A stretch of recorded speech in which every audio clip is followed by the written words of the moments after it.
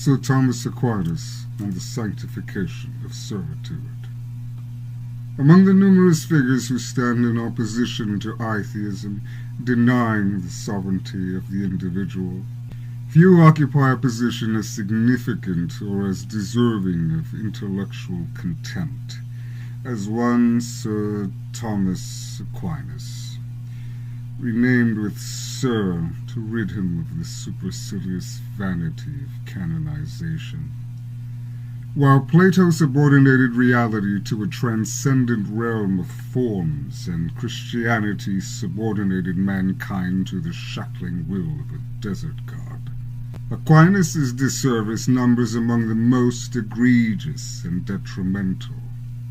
For the famed Aristotelian appropriator would take to supplying a proven philosophical foundation to theological servitude, more than a defender of Christianity, became the chief architect behind the attempt to intellectualize it, legitimize it intellectually, to intellectualize it.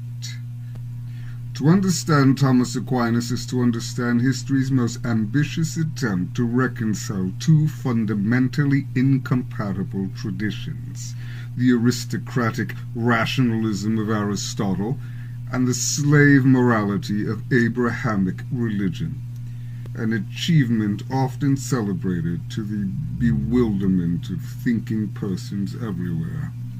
Aristotle sought to understand the world through observation, causality, and reason.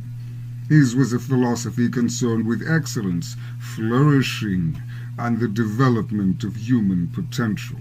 Christianity, antithetically, emerged from a tradition rooted in obedience, submission, and dependence upon some supreme external authority. One tradition asks, how is it that mankind may become great, while the other inquires how it may become acceptable. These are not like-minded designations. As stated above, they are fundamentally incompatible and stand in diametric opposition. Yet Aquinas committed his life to the melding of these staunch polarities. The result was a theological hybrid appropriating the language of Greek philosophy while redirecting its conclusion to Christian ends. The distinction is monumental and their unfortunate correlation tragic. A tragedy not because Aquinas failed to understand Aristotle, but because he understood him so well. To summarize the relationship, one could say the originator, Aristotle, created, while Aquinas could only appropriate.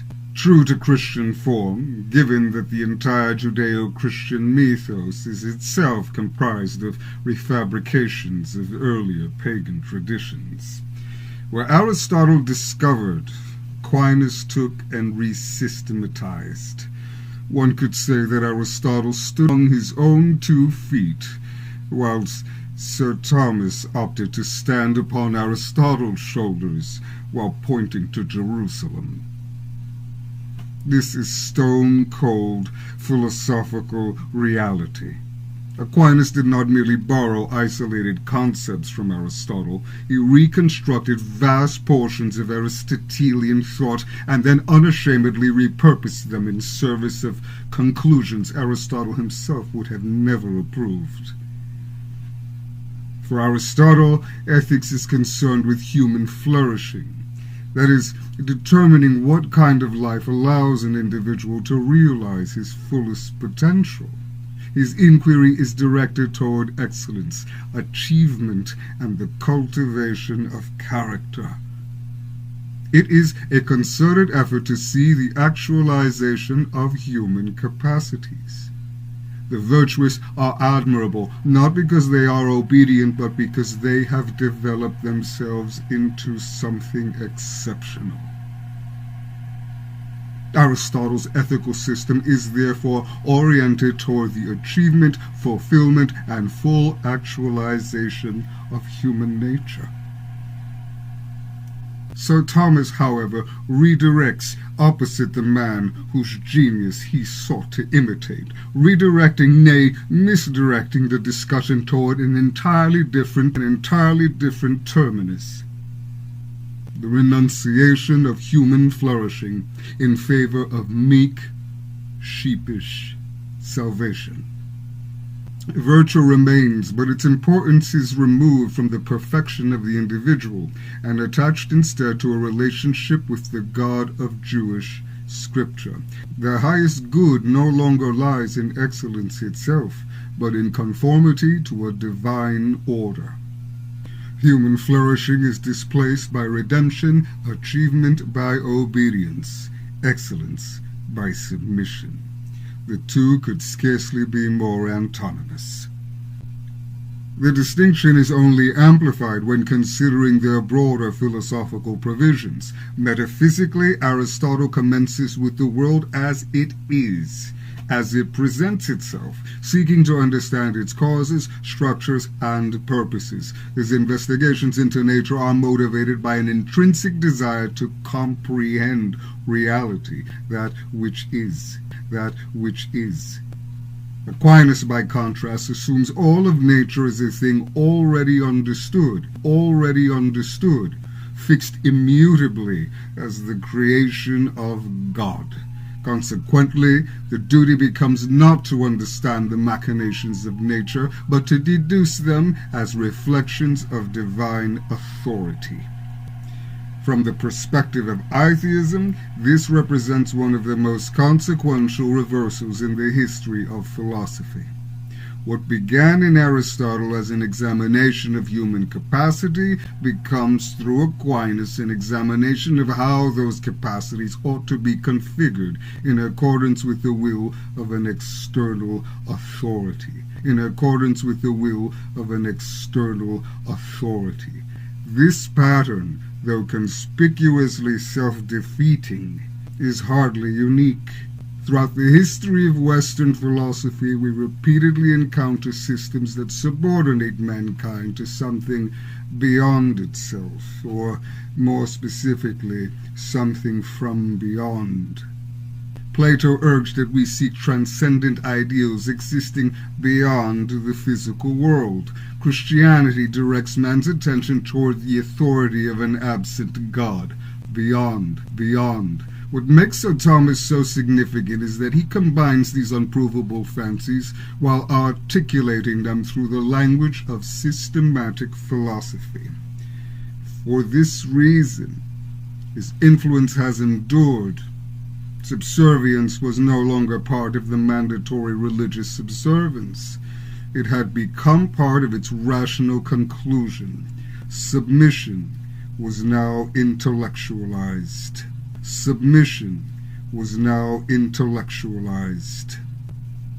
Dependence was transformed into virtue. Hierarchy was no longer determined by differing capacities and achievements among individuals, but recast as part of a divine cosmic order, culminating in absolute authority. Here the individual is demoted. His greatness matters only insofar as it serves that higher purpose. His sovereignty matters only insofar as it remains subordinate to divine authority. The value of the self becomes contingent always upon its relationship to something outside itself. The individual is never permitted to develop the inner strength of personal authority, because the entire structure of the system is designed to direct him upward toward the master. This is anathema to the I-Theist and fundamentally antithetical to the doctrine of primordial selfhood.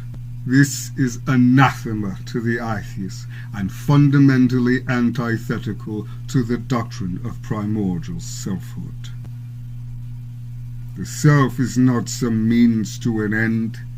It is the primary fact from which all value emerges. Existence does not require justification from an external authority because conscious existence itself is the source of meaning. The purpose of life is not obedience. Whether the authority in question is political, social, metaphysical, or divine, the purpose of life is the realization of one's own potential. The purpose of life is not obedience. The purpose of life is the realization of one's own potential. If the I-Theist is one who declares himself his own God or herself her own goddess, then it naturally follows that the cultivation of personal strength, intellect, creativity, discipline, and self-mastery assumes precedence among life's concerns. This brings me to beg the question toward those who laud Aquinas for his intellect, who champion it so. When all of the complexities of his work are stripped away, what exactly did Aquinas accomplish? Was it a defense of human sovereignty? Clearly it was not. Was it an exaltation of the individual? Again, no. Did it liberate reason from authority? Quite the opposite. And so what remains is a remarkably vast and sophisticated compendium of writings whose purpose is to justify man's relationship of dependence upon an external master, and nothing more. The severity of this conclusion, notwithstanding, as some are going to say that is rather severe, its assessment could scarcely be more accurate, for it follows directly from Sir Thomas's own premises.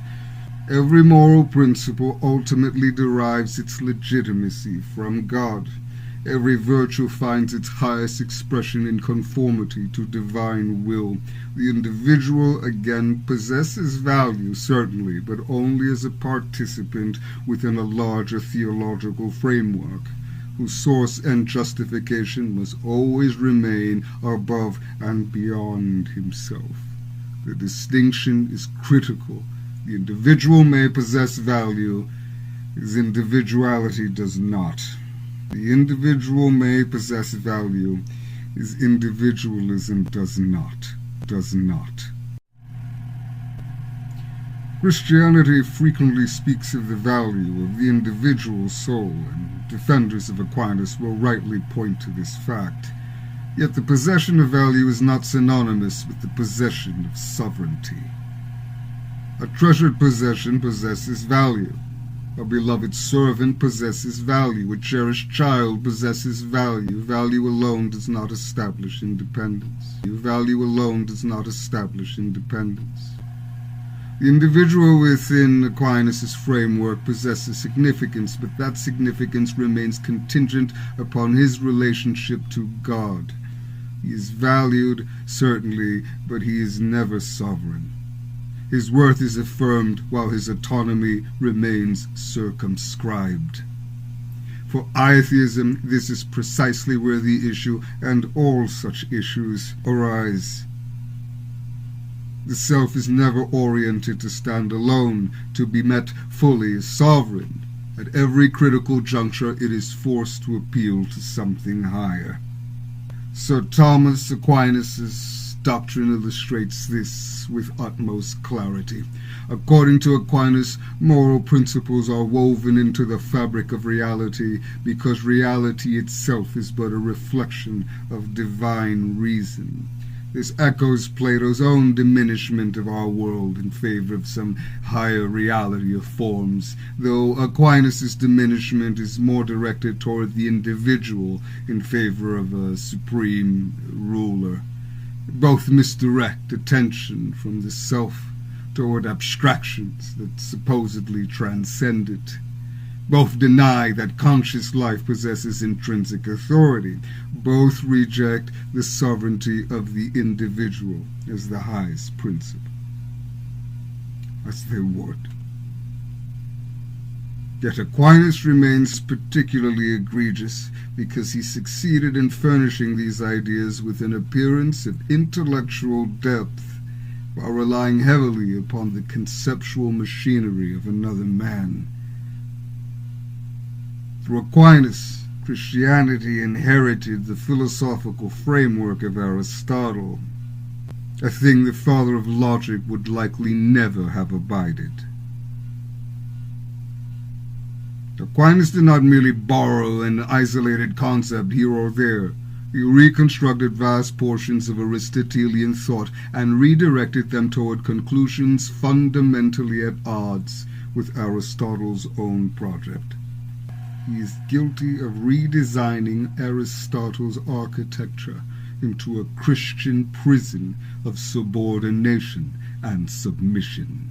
From the standpoint of I-Theism, therefore, Sir Thomas Aquinas stands not as a liberator of the human spirit, but as one of history's more effective systematizers of meek human dependence. His legacy should rest not upon the expansion of intellectual sovereignty, but upon its containment, not upon the elevation of the self, but upon its domestication. In staunch opposition, I-Theism advances a fundamentally different vision. It maintains that the individual is never born indebted, and that consciousness requires no external master to justify its existence. It holds self-realization to be life's aim, not subordination.